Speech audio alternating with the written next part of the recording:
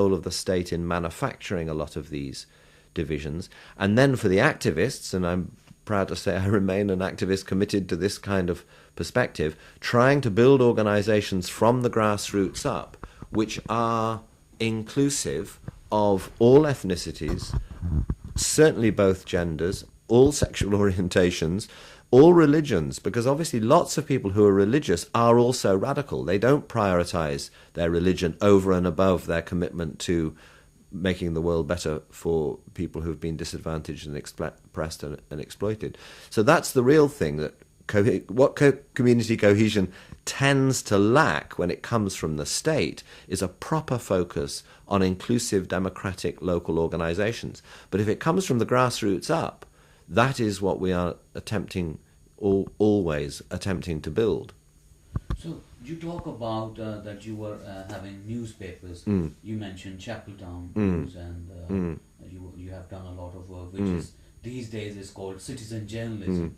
So do you think, is there any difference in representing ethnic minorities when it comes to mainstream newspapers, mainstream media, and this what is being called these days is citizen journalism?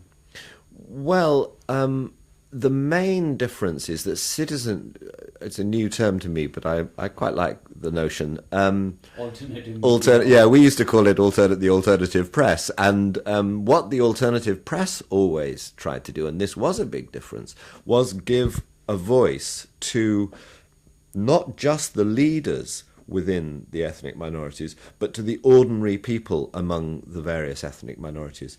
So whereas the straight mainstream press, if there was something going on, would focus on a leader, whether it might be a leader of a church, or it might be the chairperson of the Jamaica Society or the Barbados Association or something like this, the main media would go to that person and build that person up as, well, a self-appointed, not always self-appointed, but as a leader, and just listen to them.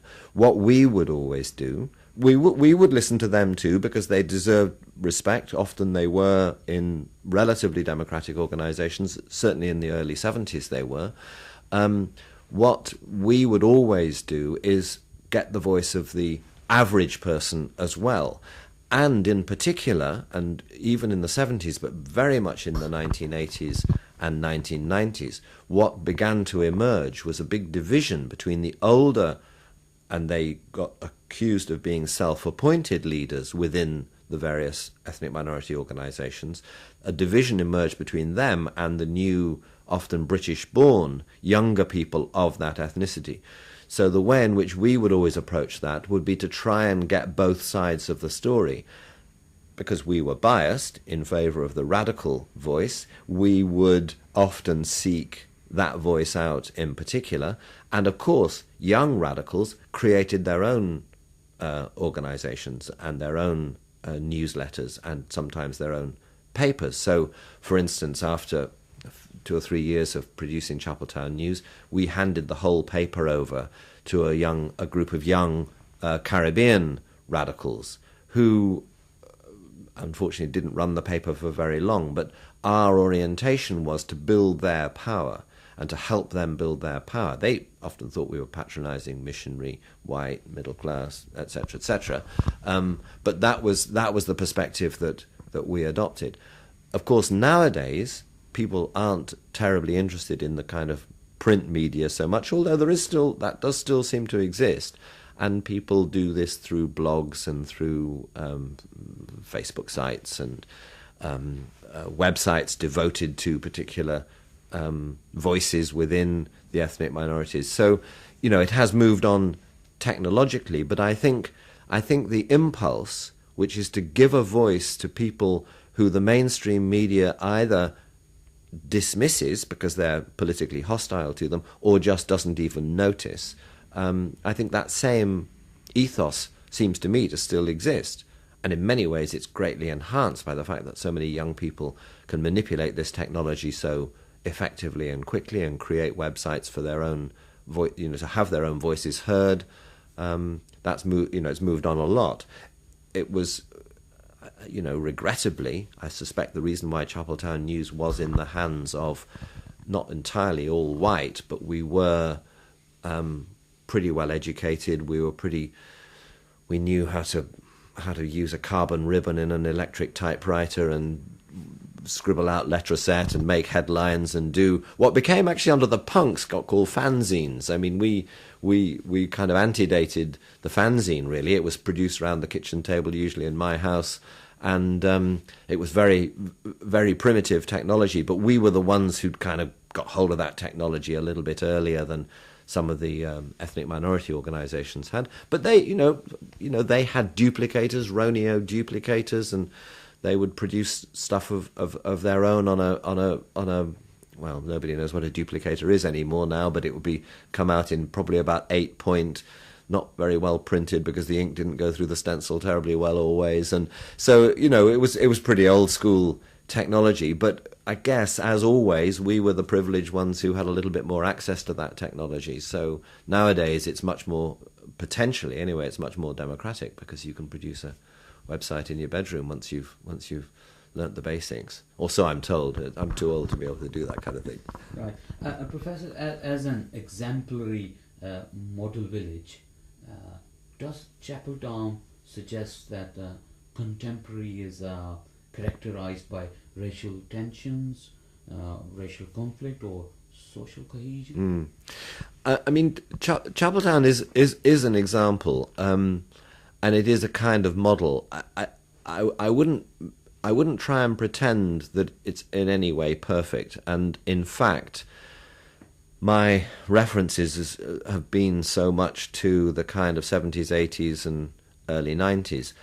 One of the things that I think is a genuine weakness in Chapeltown right now is that the local organizations are not as political and not as vibrant as they were.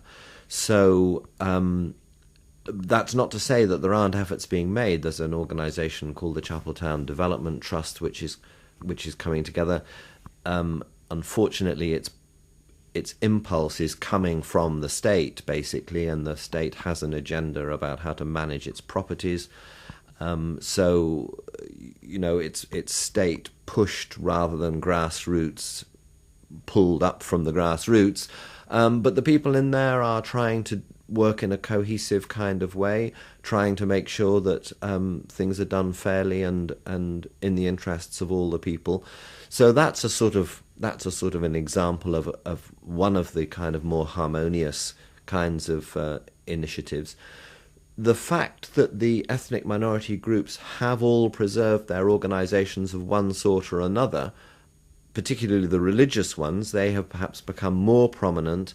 Political ones have rather declined. But I'm one of those atheists who actually quite admires the efforts of grassroots religions to keep their congregations together, to provide milieu in which people can socialize and harmonize. I'm more worried when they become separatist and hostile to members of other religious groups, but in Chapeltown that in general doesn't happen. They're separate, but they're not hostile. So there are all sorts of sources of harmony. On the other hand, and my story is always on the one hand, and on the other hand, there's no good, there's no perfect, there's no wicked. There's an intermingling of the two, unfortunately. To use the slightly religious language of wickedness, there is still a drug problem in Chapeltown. There is still a crime problem in Chapeltown, both of which, in my view, are provoked by the fact that a certain group of society are continually excluded, continually discriminated against, continually failing at school, continually failing and being rejected in the workplace. Often not their fault, actually, although, I'm not excusing them. Some of these kids are pretty difficult to deal with, and I have some sympathy with school teachers who are trying to work with them. It can be very difficult. But society, it's a problem of society as a whole. It's not a problem of that individual child or that individual young person. But given that those problems still exist, yes, there are parts of Chapeltown where people are divided and unhappy because there's what the government calls antisocial behaviour is taking place around them. But in terms of the big picture of ethnic tensions, Chapeltown has had them. There's no hiding from this, even at the most progressive times. As I said about the Sikh turban issue, there were voices of ethnic hostility within the ethnic minorities themselves. Everybody knows nowadays it's stupid to pretend that all ethnic minorities are free of the divisiveness that white people have always expelled. It's everybody's got these problems. But as far as I can see, in general, people go out of their way to minimize the divisions. Behind the scenes you hear of divisions, and you hear these stupid stories that Sikhs are stealing Muslim girls, and you hear these stupid stories of some Muslims are hostile to some Jews, and when I say stupid, I disagree with them. It has to be faced that this does get said, but in public it seems to me that people behave pretty well most of the time. I did mention the problem of these young black guys being pretty hostile over what they see as all the money going into the prevent agenda and going into Muslim communities. So every now and again somebody will speak up with some, pretty divisive language. But in general, as I say, I feel proud to be part of a group of people who've worked in Chapeltown and Hare Hills for the last 30 or 40 years, who work together positively, who look as you should do, look to people for their values, what they actually do, what they actually believe in, and then make a judgment, rather than look at the colour of their skin or their religious affiliation or whatever. So, I'm an eternal optimist, so there will be other people who will have a slightly more pessimistic story. But it seems to me that in general, it's not exactly a model village, but it works pretty well, and people should tell a better story about Chapeltown than certainly they have over the years, because, as you know, historically it's been characterized as, I once used this idea that Chapeltown was a metaphor for hell, and that, for a while, that is how the white media did portray Chapeltown in the 70s, and particularly as an abominable place. The media has improved its representation of the area, and in general it is not portrayed as abominable, but it should be getting a much better story told about it than it generally does.